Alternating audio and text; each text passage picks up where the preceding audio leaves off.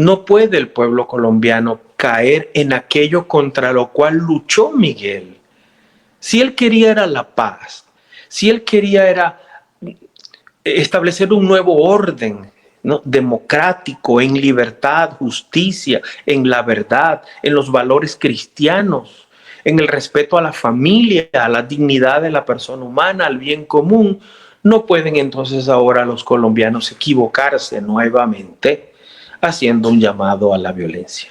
Y eso es lo que algunas personas desde las más altas esferas políticas colombianas desean y luchan a la sombra para que vuelva la violencia a tu país. Hago un llamado a la esperanza, que esta esperanza no muera, que por el contrario, la sangre derramada se convierta en semilla para abonar el fértil suelo colombiano. La revolución de la cual hablamos los cristianos es revolución de amor. Es la misma revolución de amor de la que nos habló Jesús. Pero Jesús no fue revolucionario en el sentido del término marxista. Jesús fue revolucionario en cuanto que transformó al mundo desde la humildad.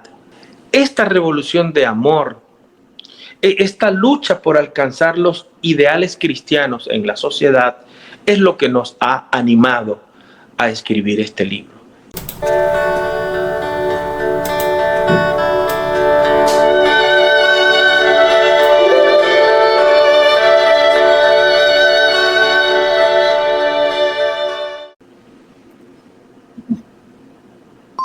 Un saludo muy afectuoso a toda esta linda audiencia de Soy Jesús, Estoy Vivo.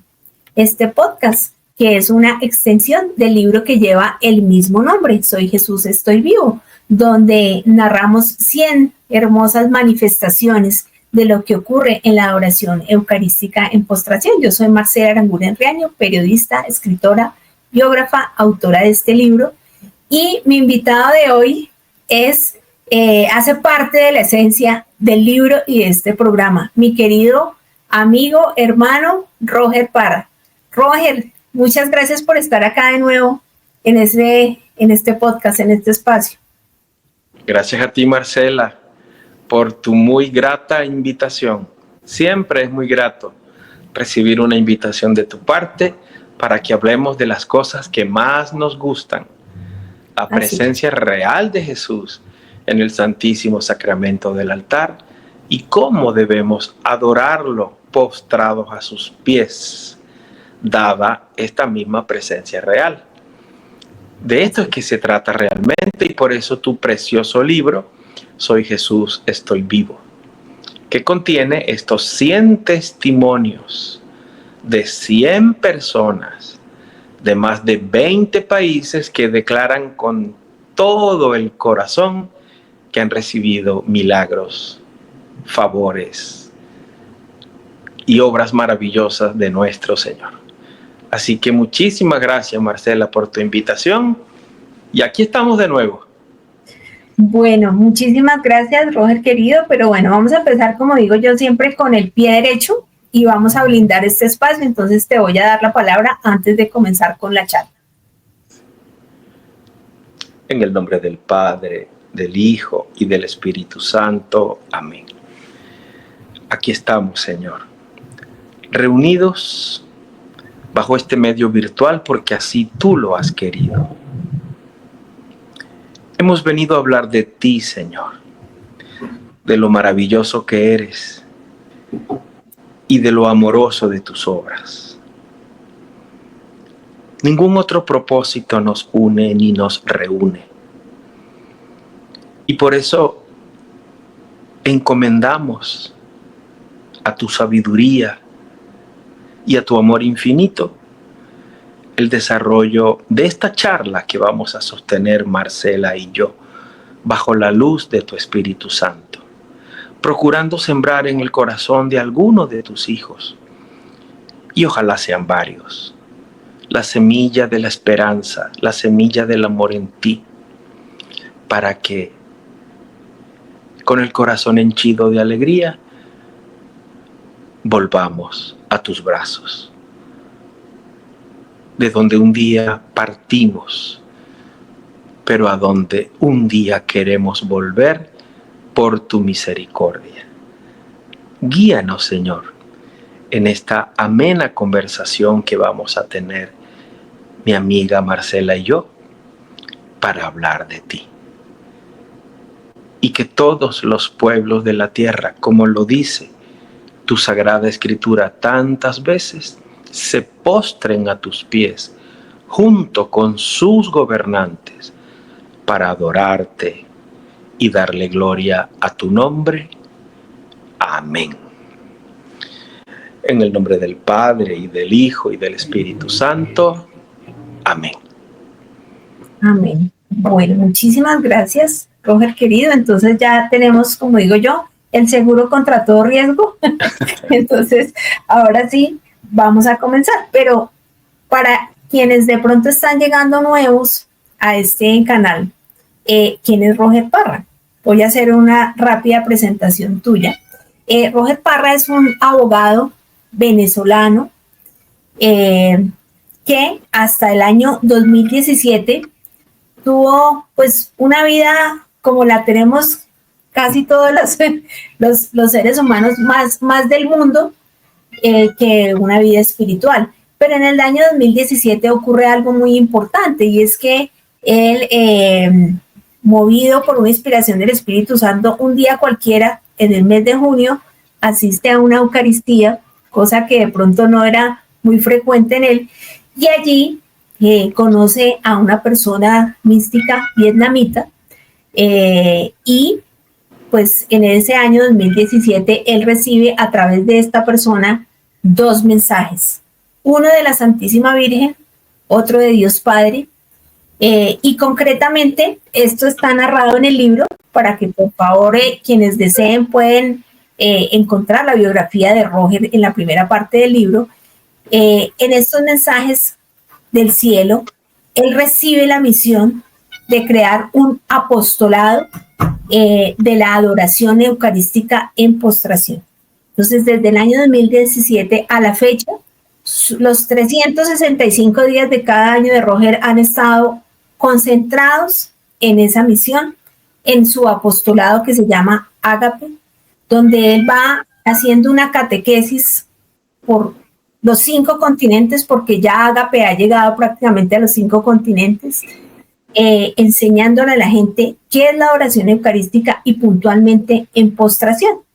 Y a raíz de esta labor tan bonita que ha hecho Roger, es que han surgido estos 100 milagros o testimonios que registramos en el libro de Soy Jesús, Estoy Vivo. Son 100 los que escogimos, pero han sido millones de ahí para acá, querido Roger. Entonces, pues digamos, es como el contexto que quiero hacerle a nuestra audiencia. Como les digo, pues el libro, aquí les dejaré, el libro pues está disponible, la edición en PDF es totalmente gratuita. Aquí les dejaré mi sitio web para que lo descarguen, y si ya desean el libro en una edición impresa, pues ya es diferente, eso se hace por encargo. Pero quisiera, Roger, que rápidamente nos recordaras cuáles son las 5 formas para postrarnos ante Jesús Eucaristía, porque la gente nos oye hablar de postración, pero no entiende qué es una postración y cuáles son las formas de postrarnos ante Dios. Gracias, Marcela. Postrarse significa reconocer con humildad, hasta el punto de estar dispuestos a humillarnos, en el buen sentido de la palabra, por la presencia real de nuestro Señor en el Santísimo Sacramento del altar. Así que, si Dios está realmente vivo, presente, amoroso y esperando por nosotros en la Santa Eucaristía, en la hostia consagrada, lo menos que podemos hacer es reconocer con suma humildad esta presencia. Entonces, cuando nosotros invitamos a postrarnos a los pies de Jesús en el Santísimo Sacramento del altar, primero le estamos diciendo a las personas que nos quieran escuchar, es que Él está allí, es que Él está vivo, como tú has titulado tu libro, ¿verdad? Soy Jesús, estoy vivo. E invitamos a las personas a que, reconociendo su presencia real y que está vivo después de la resurrección, lo adoremos, lo bendigamos, lo alabemos, le demos gracias y con mucho amor, pero también con suma humildad, repito, nos postremos a sus pies para adorarlo. De tal manera que la postración es una actitud espiritual que generalmente se exterioriza a través de una posición corporal de respeto, de reverencia, de amor hacia el Señor. ¿Por qué te digo de que es una actitud espiritual? Porque tú tienes que adorar al Señor es con todo el corazón, en espíritu y en verdad. Y para eso existen 5 formas de hacerlo. La primera es de rodillas. Si tú estás frente al Santísimo y te pones de rodillas, estás postrado, porque reconoces primero su presencia y luego su excelsitud infinita. Lo reconoces a Él como el todo y te reconoces a ti mismo como criatura de Dios, como la nada. Nosotros no tenemos existencia propia, existimos porque el Señor nos la ha regalado. Entonces Él es el todo y nosotros la nada. Repito, si te pones de rodillas ante el Santísimo, ya estás postrado. Eso es una de las 5 formas. La segunda es estar de rodillas también, pero con inclinación profunda. Es decir, el torso de tu cuerpo puedes llevarlo hacia adelante lo más que tú puedas, en señal de reverencia también. El numeral 1378 del Catecismo de la Iglesia Católica dice que a Jesús lo adoramos en la Eucaristía arrodillándonos o con una inclinación profunda, inclinándonos profundamente. En tercer lugar, Marcela, tenemos la adoración en postración de rodillas también, pero con el rostro en el piso. Colocamos rostro en tierra, como lo dice la Biblia tantas veces. Esto, por ejemplo, está no solo en las Sagradas Escrituras, sino también en muchos documentos, en muchos libros de los más grandes santos de la Iglesia Católica que se han postrado rostro en tierra para adorar al Señor. Pero como dato curioso, tenemos que nuestro Señor Jesucristo se postró rostro en tierra en su oración en el huerto de Getsemaní.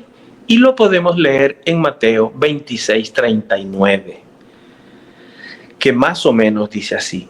Y yendo un poco más allá, se postró con su rostro hasta dar en el suelo y oró así: Padre mío, si es posible, aparta de mí este cáliz, pero que no se haga mi voluntad sino la tuya. Y este mismo pasaje de los evangelios se repite en Lucas y en Marcos también. En el libro que yo escribí, que se llama Adoremos postrados a Jesús sacramentado, recopilo 196 citas bíblicas que hablan de postración. ¿Ok? En cuarto lugar, tenemos la forma de postrarse también para adorar al Señor, que consiste en la posición corporal en decúbito ventral, que en un castellano más criollito pudiéramos decir acostados boca abajo. Es, por cierto, la posición que utilizan en las ordenaciones diaconales, sacerdotales y episcopales. ¿Ok? De acuerdo a las normas de la Iglesia. Esa es la cuarta. Y la quinta, nosotros la llamamos postración espiritual. Es para quien no quiera o no pueda postrarse físicamente, puede adoptar la posición corporal que prefiera.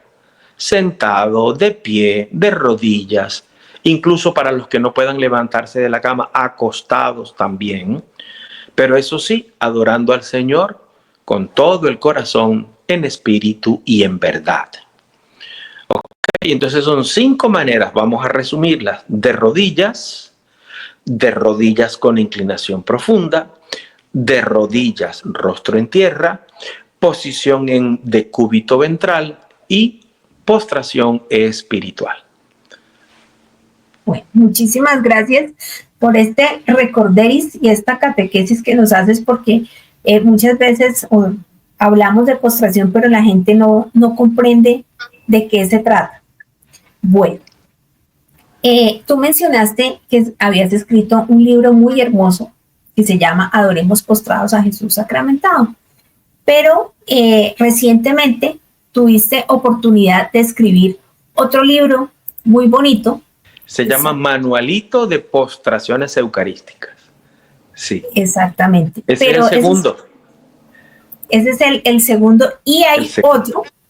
Sí. Hay otro libro que lo acabo de terminar de escribir. En este momento estoy en su revisión total y corrección final, porque pienso, con el favor de Dios, publicarlo en Amazon. ¿Ok? Pero lo mejor de todo, Marcela, es que este libro, a pesar de que aún no se ha publicado, ya tiene la aprobación eclesiástica del Nihil Obstat, que se la otorgó Monseñor Alfredo Torres Rondón, obispo de la diócesis de San Fernando, en el estado Apure, Venezuela, y cuenta también con el imprimatur que le dio el arzobispo de Calabozo, estado Guárico, Venezuela, Monseñor Manuel Felipe Díaz Sánchez.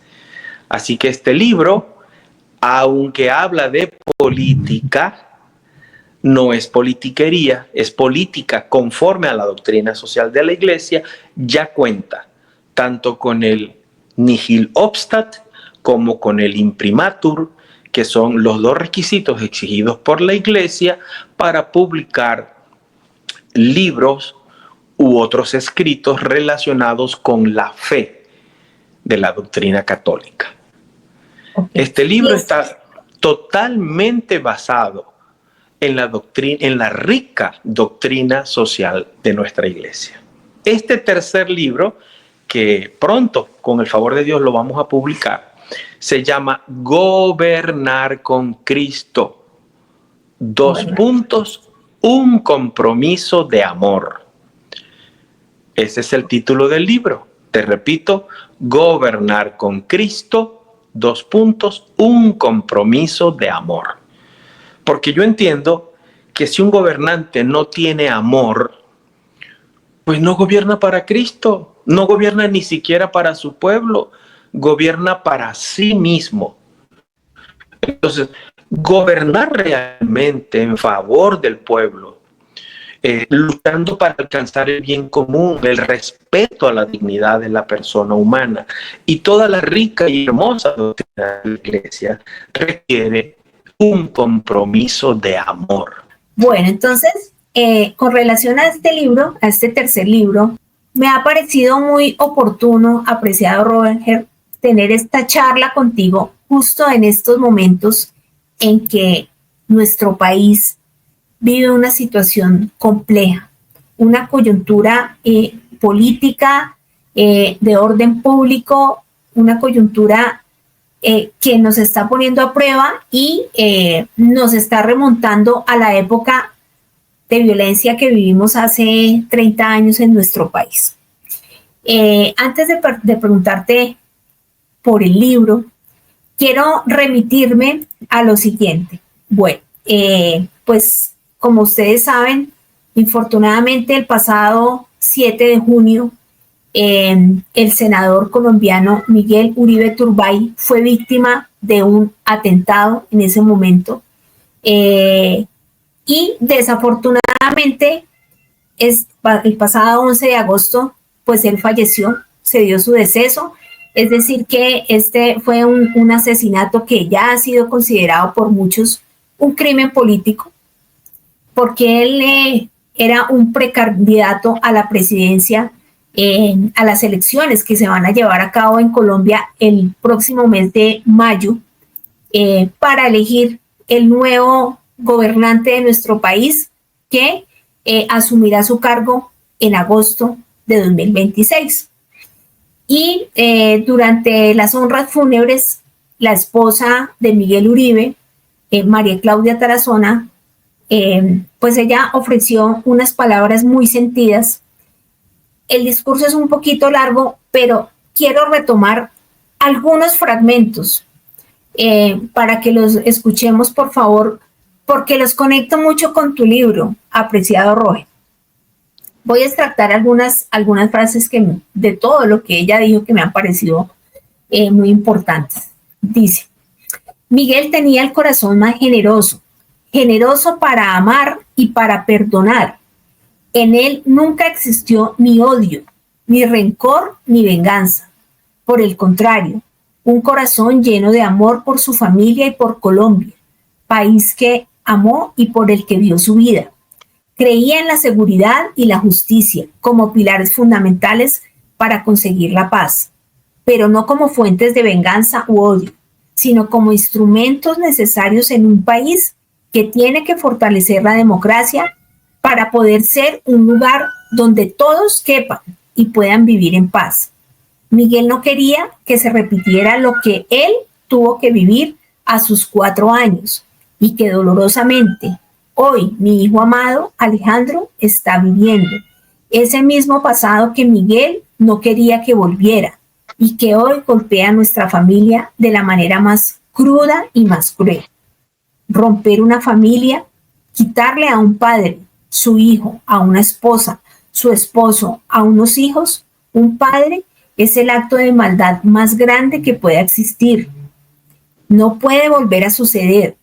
Miguel dejó sembrado en Colombia la política decente, el no negociar principios ni los valores, la política con rectitud, la política con propósito de servir y no de beneficiarse a sí mismo. Más adelante dice en otra parte, dice, pero no podemos perder la esperanza, no podemos bajar la cabeza.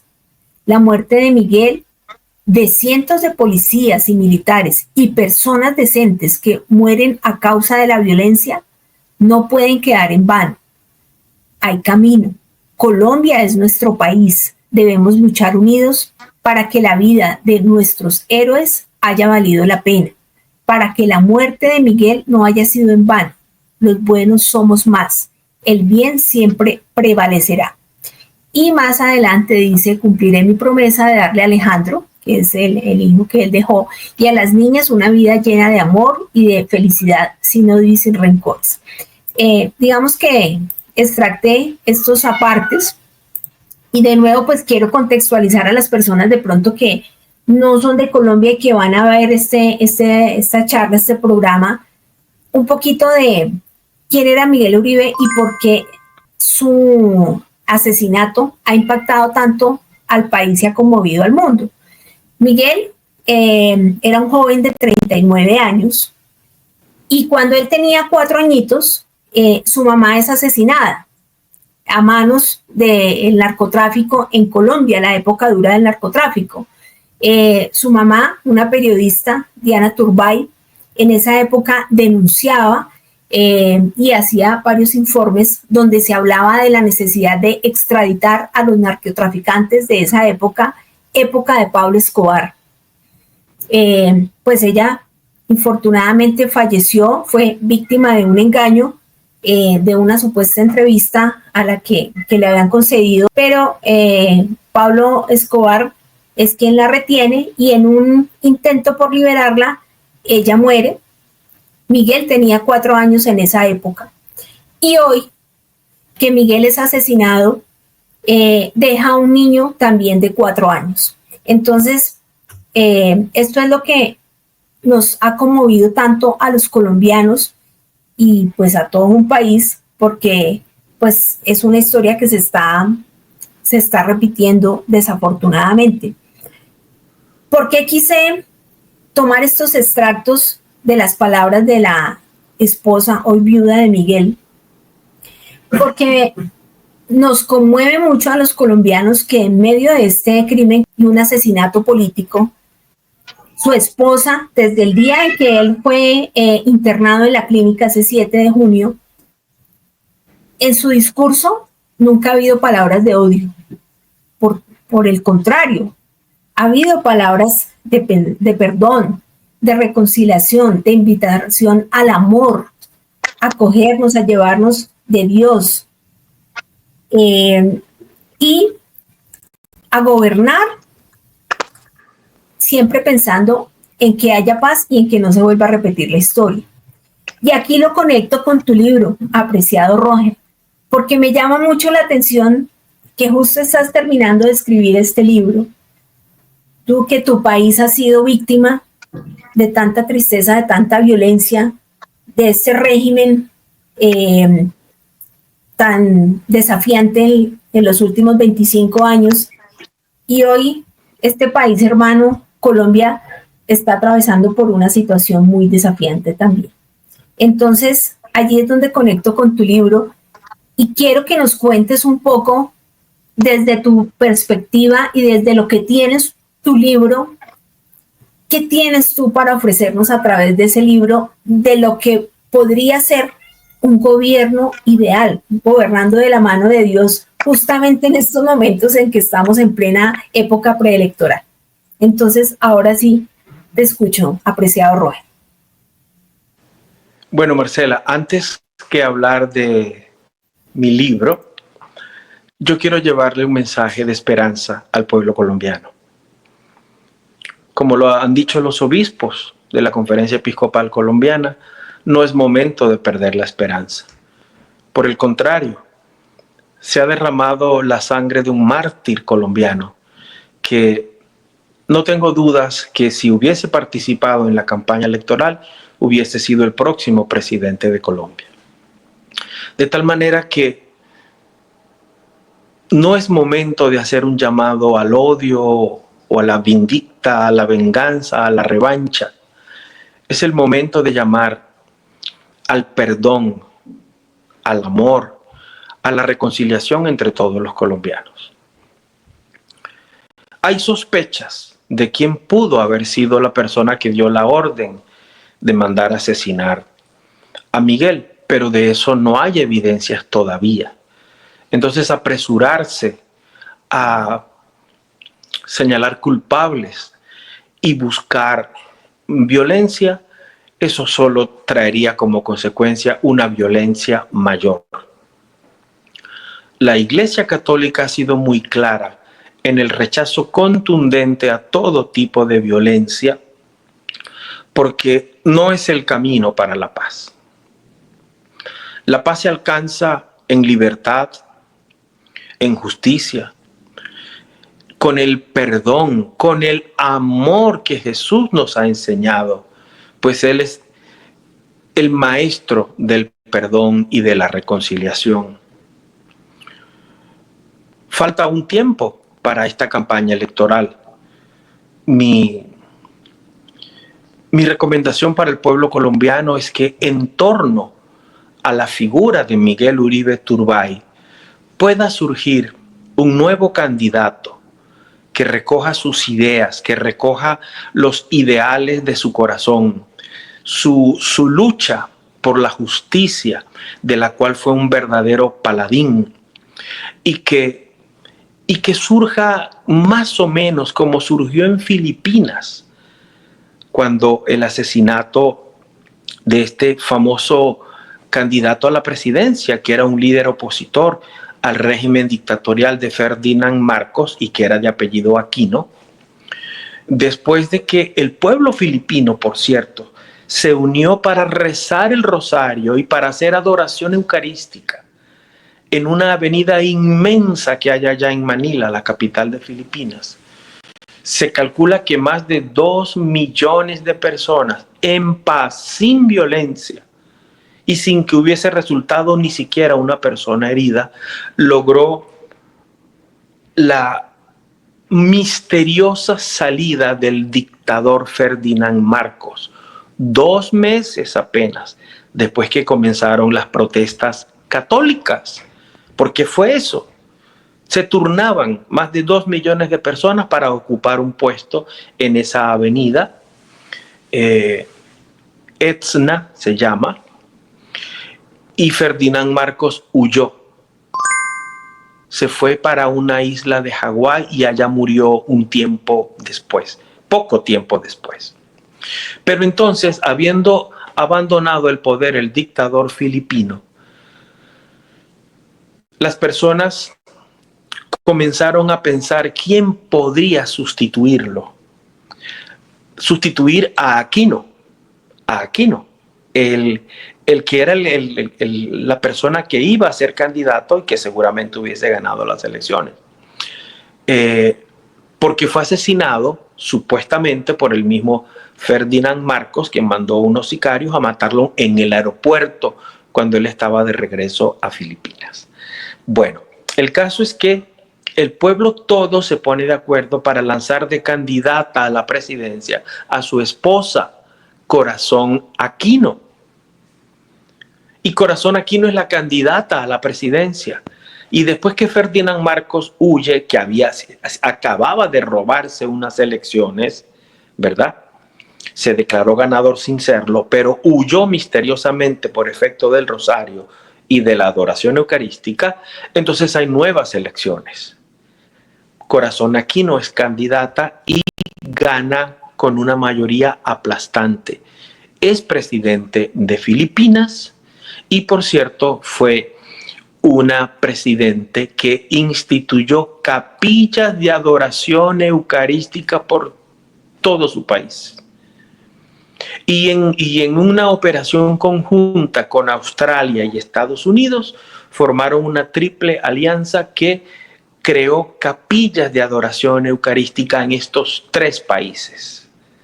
Desde entonces, y a pesar de ser un país asiático, que generalmente son budistas y algunos excepcionalmente hinduistas, Filipinas es el país más católico de toda Asia, con un porcentaje que está alrededor del 80% de toda la población filipina es de religión católica. Entonces, este es mi llamado a la esperanza. No sé si pudiera ser la misma esposa de Miguel Uribe, eso ya tienen que decidirlo los colombianos. Pero por las palabras que me acabas de leer, veo en ella unas características extraordinarias para que, llegado el momento, ella pudiese ser la persona que reemplace a su esposo Miguel Uribe Turbay como candidata a la presidencia de la República. Y seguro estoy que tendría amplias posibilidades de triunfar. Pero no puede el pueblo colombiano caer en aquello contra lo cual luchó Miguel. Si él quería era la paz, si él quería era establecer un nuevo orden, ¿no?, democrático, en libertad, justicia, en la verdad, en los valores cristianos, en el respeto a la familia, a la dignidad de la persona humana, al bien común, no pueden entonces ahora los colombianos equivocarse nuevamente haciendo un llamado a la violencia. Eso no es lo correcto, eso no es lo cristiano, eso es lo que quiere el enemigo infernal de nuestras almas. Y eso es lo que algunas personas desde las más altas esferas políticas colombianas desean y luchan a la sombra para que vuelva la violencia a tu país. Así que, te repito, hago un llamado a la esperanza, que esta esperanza no muera, que por el contrario, la sangre derramada se convierta en semilla para abonar el fértil suelo colombiano y que de allí salgan frondosos árboles con exquisitos frutos para el bienestar de todo el pueblo colombiano. Okay. Recuerdo ahora una frase que se utilizaba mucho hace ya algunos siglos en la Iglesia Católica. Se decía: sanguinis martyrorum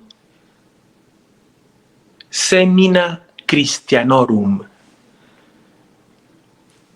Sanguinis martyrorum semina Christianorum. Sí, esta era la frase. Y significa: la sangre de los mártires es la semilla de los cristianos.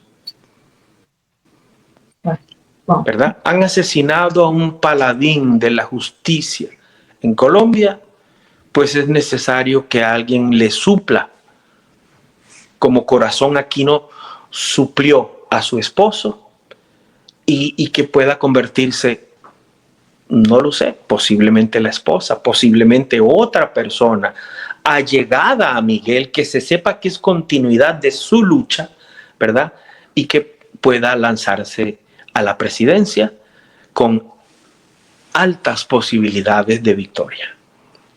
Wow, increíble e interesante esta analogía que haces con Filipinas, porque pues mira la lectura que tú, que tienes un conocimiento muy, muy amplio y que con este libro pues sin duda has hecho toda una radiografía política de nuestra región. Pues tienes todo el conocimiento y toda la autoridad pues para mostrarnos este caso análogo y hacer tu lectura desde afuera y desde tu experiencia con tu conflicto venezolano, de lo que ha ocurrido en Colombia y el llamado a la esperanza que nos haces. Muy, muy bello eso, Roger querido. Conectémoslo ahora con tu libro. Cuéntanos qué te inspiró a escribir este libro de Gobernar con Cristo. Bueno, Marcela, la causa principal de inspiración para este libro es que el mundo está ávido de llevar el mensaje cristiano a toda la humanidad. El mundo realmente necesita líderes que guíen a sus pueblos por los caminos de la paz, de la justicia, por el respeto a la democracia, a las instituciones. Y yo he observado que las personas que deberían estar en esta lucha, que son los que están impregnados de los principios cristianos, de los valores que nos enseña la doctrina social de la Iglesia, somos los laicos católicos, pero no queremos incursionar en política. Nosotros tenemos siglos pensando, diciendo e incluso decidiendo no participar en las actividades políticas porque según nosotros, bueno, y según la realidad de muchos de nuestros pueblos, la política es para los corruptos. ¿Ok? Bajo esa premisa, no nos queremos meter en política. Te repito, porque es para los corruptos. Entonces, si no nos metemos las personas, hombres y mujeres de bien que luchamos por construir la civilización del amor, ¿quiénes entonces se meten? Los corruptos. Los corruptos. Ahí la respuesta. Pero no solamente es decisión personal de los laicos católicos y de los cristianos en general no incursionar en política, sino que existe una especie de corriente filosófica que trata de marginar de la contienda política a los cristianos. Algunos desprecian, otros se burlan, otros ponen trabas, y en general hay una concepción laicista de la organización del Estado, al cual declaran Estado laico, ¿no? Que pretende arrinconar, que pretende apartar a los cristianos del quehacer político tan necesario. Es decir, que además de la decisión personal de casi todos los laicos, también hay rechazo por parte de algunas autoridades del gobierno, por parte también de algunos partidos políticos y concretamente de algunas ideologías políticas como el comunismo, el socialismo, la seguridad nacional, y por supuesto también el liberalismo económico extremo. Es decir, los llamados a la moral y a la ética que se hacen desde el cristianismo son incómodos para algunas ideologías, son incómodos para algunos funcionarios de los gobiernos, son incómodos para posturas filosóficas que lo que pretenden es asumir el poder para dar rienda suelta a sus pasiones, a sus intereses y a sus conveniencias. Entonces, se va arrinconando a la persona que quiere llevar ideas verdaderamente cristianas, que son auténticamente revolucionarias, pero en revolución de amor, no la revolución falsa que enseña el marxismo, que no conduce sino a la violenta lucha de clases a través de lo que ellos llaman la dictadura del proletariado y que ha causado millones de muertos en todo el mundo. La revolución de la cual hablamos los cristianos es revolución de amor. Es la misma revolución de amor de la que nos habló Jesús. Pero Jesús no fue revolucionario en el sentido del término marxista. Jesús fue revolucionario en cuanto que transformó al mundo desde la humildad, desde el servicio gratuito, especialmente a los más pobres. Recuerda que Él, siendo Dios, dijo una vez, y está en los evangelios, que Él no vino a ser servido, sino a servir. Y cuando quisieron hacerlo rey, se apartó. ¿Ok? Entonces, esta revolución de amor, esta lucha por alcanzar los ideales cristianos en la sociedad, es lo que nos ha animado a escribir este libro. En él yo formulo una invitación a todos los hombres y mujeres de buena voluntad de cualquier país del mundo a que luchen con el corazón partido y de rodillas ante el Santísimo Sacramento del altar, clamándole al Señor por un mundo mejor, por un mundo más humano, por un mundo más justo, por un mundo más libre, por un mundo lleno de amor, por un mundo más cristiano. Bueno, pues Roger querido, o sea, la idea que nos contaras en esta charla sobre el libro, o sea, obviamente también es motivar a la gente para que cuando el libro ya esté disponible, pues lo puedan adquirir, pero sí quería que aprovecháramos el material que tiene tu libro, la inspiración que tuviste para escribir este libro, para de alguna manera empezar a ponerlo en práctica en este contexto que estamos viviendo, no solamente Colombia, sino muchos países de la región, ¿sí? Empezando por tu propio país. Empezando por tu propio país.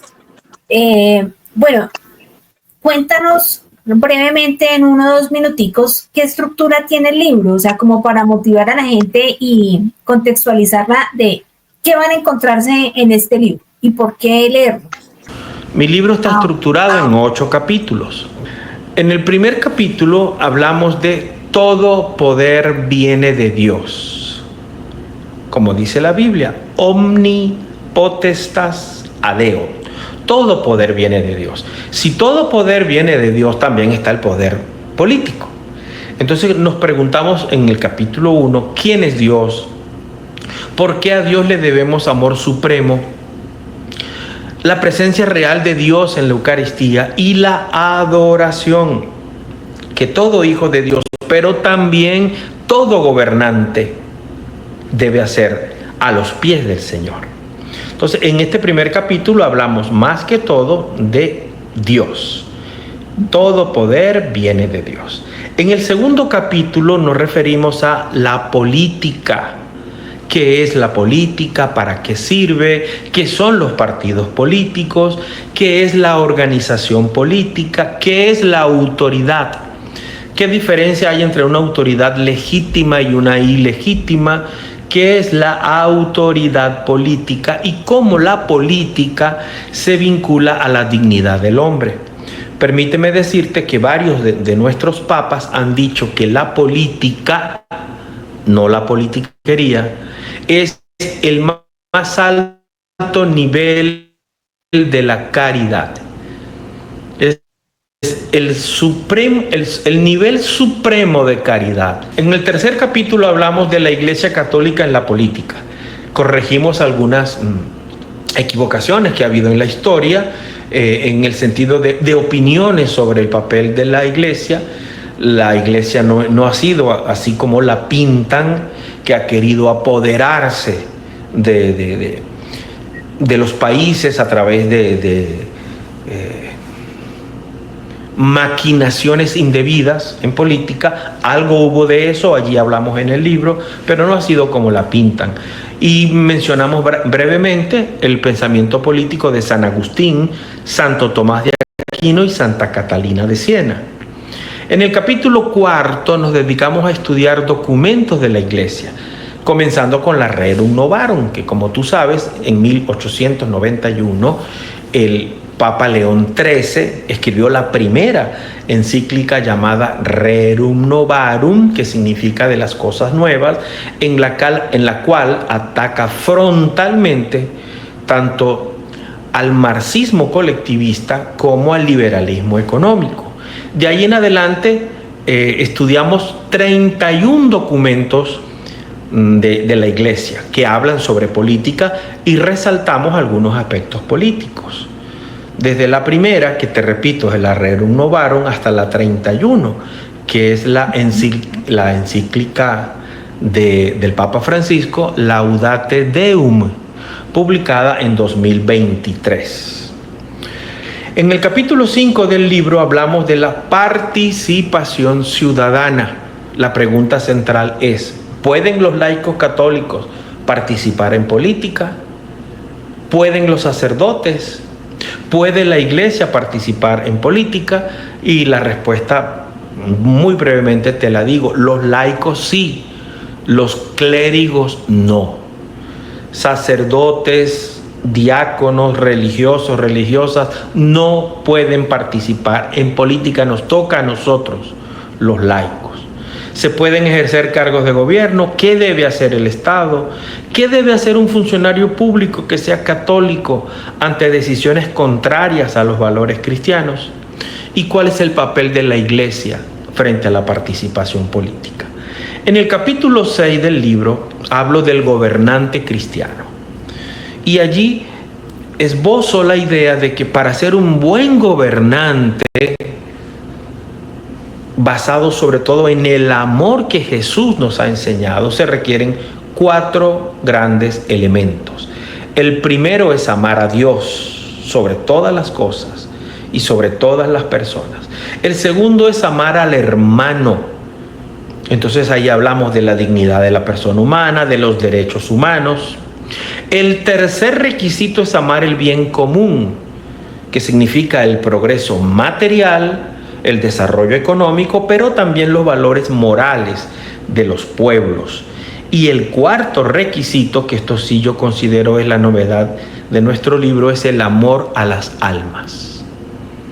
Un buen gobernante cristiano no puede conformarse con traer desarrollo material a su pueblo, solucionar problemas, qué sé yo, de salud, vivienda, trabajo, educación, respeto a los derechos humanos, respeto a la vida, el valor de la familia, el valor del matrimonio monogámico, no, sino que además de todas estas cosas, tiene que luchar para ayudar a nuestro Señor Jesucristo en la salvación de las almas.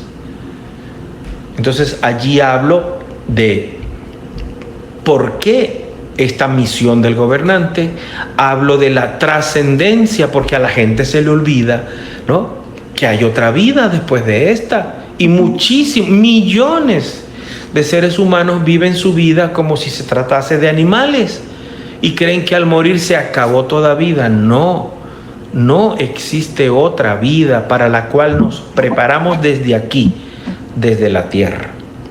Entonces, cuando se tiene este sentido de la trascendencia cristiana, se infiere con mucho sentido de lógica que el gobernante también tiene que ayudar a Jesús en la salvación de las almas.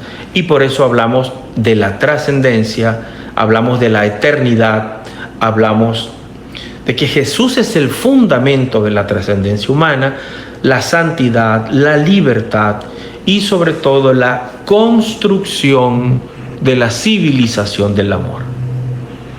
La doctrina social de la Iglesia desde hace muchos años viene hablando de la necesidad de construir en todo el mundo un mundo mejor, darle una vida mejor a todos los habitantes del planeta.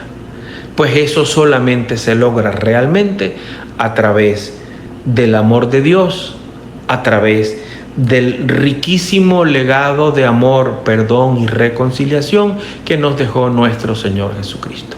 Y hacia allá tienen que estar orientados los esfuerzos, no solo de los ciudadanos comunes y corrientes, sino también y en especial de los gobernantes. Hay que construir la civilización del amor y nadie está más llamado que los gobernantes. Si en países como los nuestros, Marcela, en tu caso en Colombia, en mi caso en Venezuela, los gobernantes han hecho tanto daño, y más en el mío, que han apartado a los hijos de Dios de los caminos del Señor.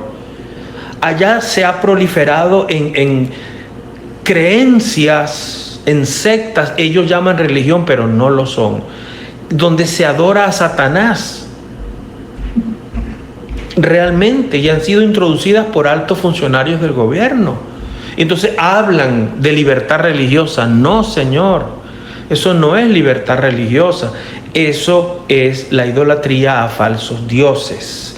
Y el Señor ha dicho que solo a Él se debe adorar, porque Él es el único Dios verdadero.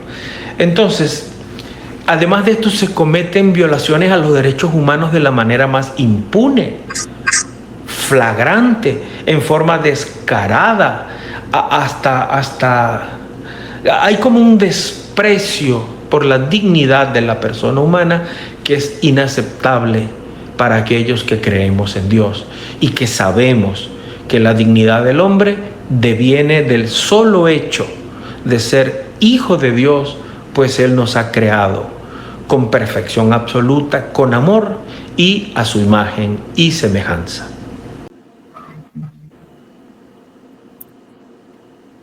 Ok, entonces, bueno, recapitulemos. Nos dices que el libro, o sea, tiene 8 capítulos, ¿cierto? Sí, 8 capítulos. 8 capítulos.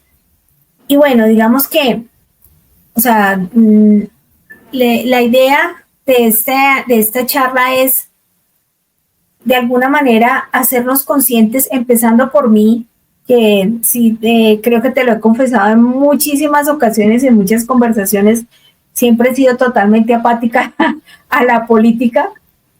La verdad no es algo que me llame la atención, que me guste, pero creo que las circunstancias en las que vivimos actualmente, pues de alguna manera sí nos hacen reflexionar de que no podemos dar un paso al costado y dejar que sean otras personas las que tomen las decisiones por nosotros, porque de alguna manera, pues sí, así no nos guste. Fíjate una cosa, obligación. Sí, fíjate una cosa que yo te quiero decir. ¿A cuántas personas llega un sacerdote en su parroquia? No sé, por cada Eucaristía depende de la parroquia, pero depende. Suponte una parroquia grande, vamos a suponer una parroquia grande. ¿Cuántas personas van a misa los domingos? Por lo menos en cada Eucaristía, hablo por mi parroquia, podemos ir 200, 300 personas, más o menos. Okay. Vamos a hablar de 200 personas. El sacerdote le llega a 200 personas cada domingo. ¿Ok? Suponte que entre semana le llegue a 300 más, ¿no? En los que atiende, los que casa, los que bautiza, qué sé yo, los que confiesa. 500 personas entre semana. Son 2.000 personas al mes, pero de esas 2.000 muchas serán las mismas. ¿Ok? Vamos a decir que un sacerdote le llega a 500 personas en su parroquia. Su mensaje llega a 500 personas. ¿A cuántas personas le llega el mensaje de un obispo en su diócesis? Vamos a decir 500,000 personas, por ejemplo. Podría ser. 1,000,000 de personas, por ejemplo. No, 1,000,000 es mucho. Vamos a dejarlo en 1,000,000, vamos a exagerar, ¿está bien? ¿A cuántas personas crees tú que le puede llegar un presidente de la República?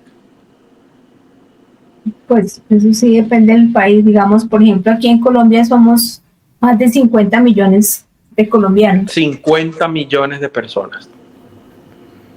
Las veces que el presidente le da la gana, y perdóname lo coloquial de la expresión. Ok. Entonces fíjate, el mensaje cristiano tiene que llegar a las personas. Tiene que llegar. Ni las parroquias, ni las diócesis tienen el poder suficiente para alcanzar grandes cantidades de personas. La política sí. La política sí. Para bien o para mal. Generalmente hasta ahora ha sido para mal. ¿Ok? Esos pueblos, por ejemplo México, que tienen aprobada una ley del aborto, ¿cómo haces tú desde una parroquia para que se derogue la ley del aborto a nivel nacional? A punta de oración. Es muy poco. Oración, eso sí, oración para que el Señor actúe. Pero desde el punto de vista humano, ¿ok? Tenemos que meternos en los órganos legislativos para derogar la ley del aborto, para derogar la ley del matrimonio homosexual, para derogar la ley de la eutanasia, para derogar tantas leyes que le hacen daño al ser humano, para derogar tantas leyes que van contra la doctrina social de la iglesia y de lo que nos enseñó Jesús. Entonces, en el mensaje nuestro, la Virgen me pidió que yo diera a conocer la adoración eucarística en postración. Ha llegado a varios países, sí, es verdad, gracias a Dios. Pero en cada país tenemos grupos muy pequeñitos. Imagínate que pudiéramos tener un escenario en el cual hablarle a muchos países en América, en Europa, suponte tú, que el mensaje llegara a miles, a millones de personas. ¿No sería esa una manera de atraer almas hacia Dios? Claro. Los laicos, metidos realmente en la política, pueden hacer mucho bien, no para enriquecerse ellos, no para buscar el placer o el poder o el dinero o el aplauso humano, no. Un político que de verdad ame a Dios puede hacer muchísimo bien, Marcela, muchísimo, en Colombia, en Venezuela, en México, en España, en el mundo entero, muchísimo bien. Y puede invitar, debe invitar a las personas a la misa, a la confesión, al arrepentimiento, a que le pidan perdón a Dios, a que comulguen. Bueno, y la gente que está interesada en adquirir tu libro, ¿en dónde lo puede conseguir y a partir de cuándo lo tienes disponible? Yo creo que a más tardar en 2 semanas pudiera estar publicando este libro en Amazon. Bueno, las personas que estén interesadas en adquirir este libro tan hermoso. Con Dios, un compromiso de amor. Gobernar con Dios, un compromiso de amor. Se pueden contactar con nuestro apreciado Roger Parra. El libro ya estará disponible en los próximos meses en Amazon y mientras el libro esté disponible se pueden comunicar con él para que los tenga allí en una listica de espera para que puedan materializar y tener su libro en la mano. Y leerlo. y leerlo y Y practicar. leerlo. Y los que están interesados en participar en política, que participen, que se metan. Que se Sin metan. miedo. Así es. ¿Ok? Bueno, mi querido Roger. Y por último, como tú sabes que este programa fue creado directamente de allá arriba, fue el Señor Jesús fue el que nos inspiró a crear este programa y nos inspiró a ti y a mí para escribir este libro. Recuérdanos por qué Jesús está vivo y real en el Santísimo Sacramento del altar. Por amor. Él está en el Santísimo Sacramento solo por amor. Porque nos ama tanto que bajó del cielo a vivir esta vida aquí en la tierra de sufrimiento. Y más Él, que siendo Dios y siendo el ser más rico de todo el universo, no tuvo una cunita donde nacer. Por amor bajó del cielo. Por amor instituyó la Iglesia Católica. Por amor instituyó los mandamientos, los sacramentos, el sacerdocio. Por amor se entregó en la cruz para que Dios Padre perdonara nuestros pecados y de nuevo nos abriera las puertas del cielo. Por amor se quedó en la Eucaristía y allí está, vivo, real, presente, amoroso y esperando por nosotros. Y de allí no se irá, porque ha prometido quedarse con nosotros hasta el fin de los tiempos. Y Él quiere estar al lado de su pueblo, porque en la Eucaristía encontramos el perdón. En la Eucaristía lo encontramos a Él. Y hay algo, Marcela, que creo que no se le ha escuchado a ningún sacerdote, a pesar de que tenemos tantos buenos sacerdotes. Cuando nosotros comulgamos, Jesús está presente realmente. Lo dicen experimentos científicos, ¿ok? Realizados por ateos, médicos, investigadores, científicos, ateos. Él está allí. Entonces, si Él está allí cuando comulgamos con el corazón limpio, te pregunto, ¿a dónde va el Señor?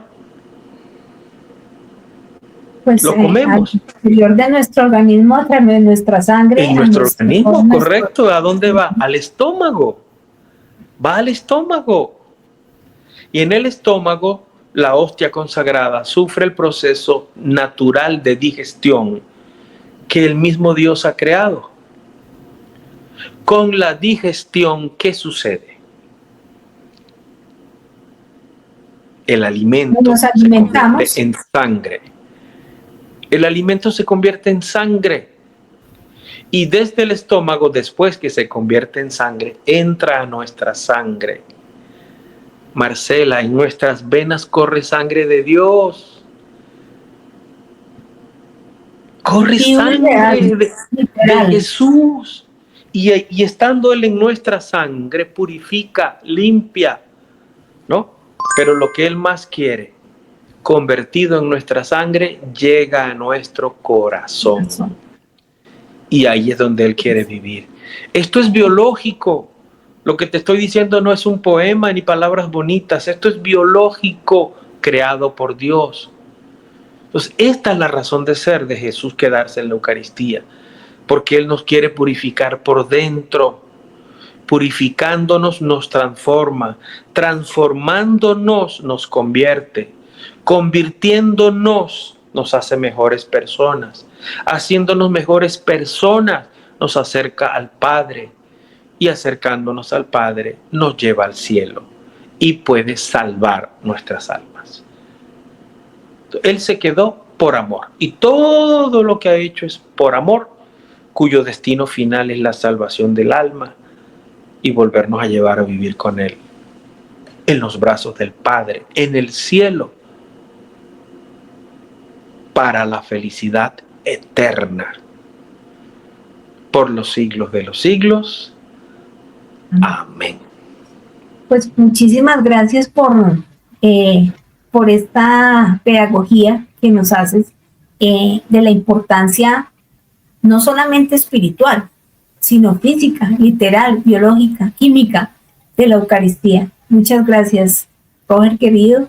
Como siempre, pues para mí es un gusto tenerte acá porque pues de tu mano ha sido posible también participar de tu apostolado y a través de los testimonios pues hacer esta catequesis por lo menos mensual o quincenalmente enseñándole a la gente por qué Jesús está vivo y es real en el Santísimo Sacramento.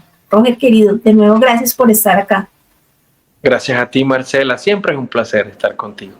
Que Dios te bendiga y que Dios te premie grandemente por este esfuerzo tan grande que haces por Él, por amor a Él. Que bendiga a tu familia, tu esposo, tus hijos. Que bendiga todos tus proyectos. Que bendiga tu obra, podcast, tu canal.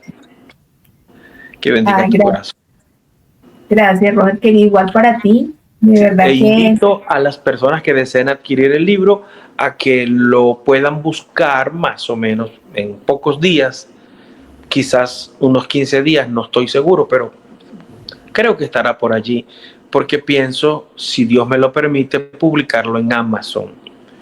Entonces los interesados en el libro pues pueden estar pendientes para que lo puedan adquirir.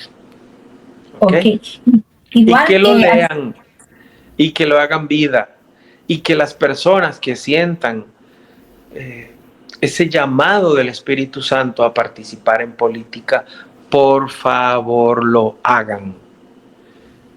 Tú, querido amigo, tú, querida amiga, ¿te sientes atraído o atraída por los asuntos sociales y políticos de tu pueblo?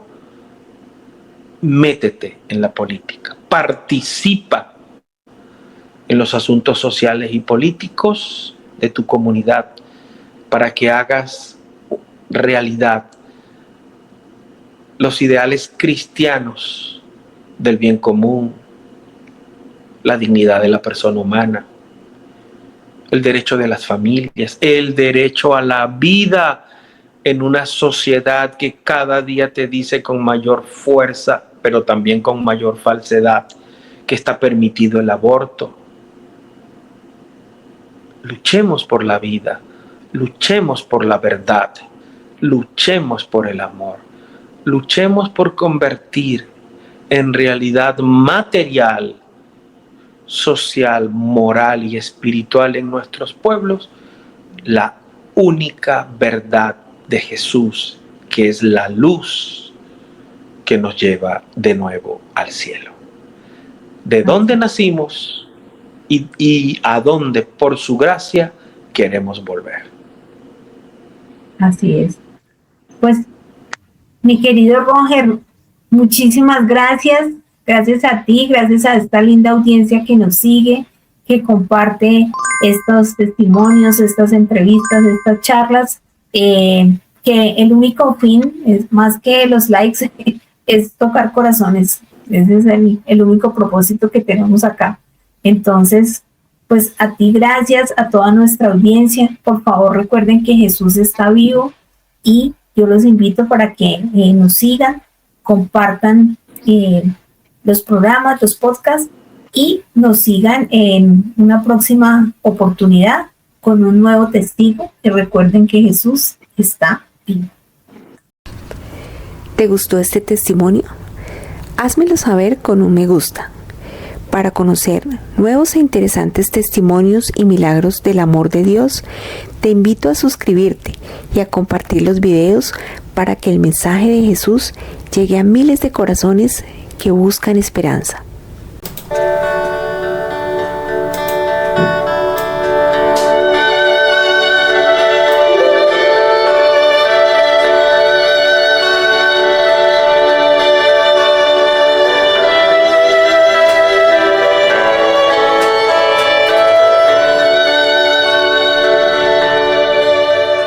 ¿Alguna vez has pensado en escribir el libro de tu vida tu familia, de tus padres, de tu empresa, de un ser querido, pero no sabes cómo hacerlo. No tienes que ser un personaje famoso o reconocido para tener tu propia biografía. Eso es un mito. Tampoco tienes que disponer de una fortuna para hacer ese sueño realidad.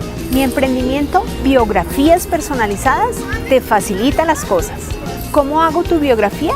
Muy sencillo, en 3 pasos. 1. Programando sesiones de entrevistas que ahora se pueden hacer incluso por videollamadas. 2. Recopilando el material gráfico y documental que guardas como un tesoro. 3. Bajo un contrato de confidencialidad. Así elaboro tu biografía, en edición impresa y digital de la mayor calidad. Contáctame, soy Marcela Aranguren Riaño, comunicadora social, periodista y escritora. Aquí te dejo mis redes sociales para que te comuniques conmigo y te pueda ampliar la información sobre las biografías.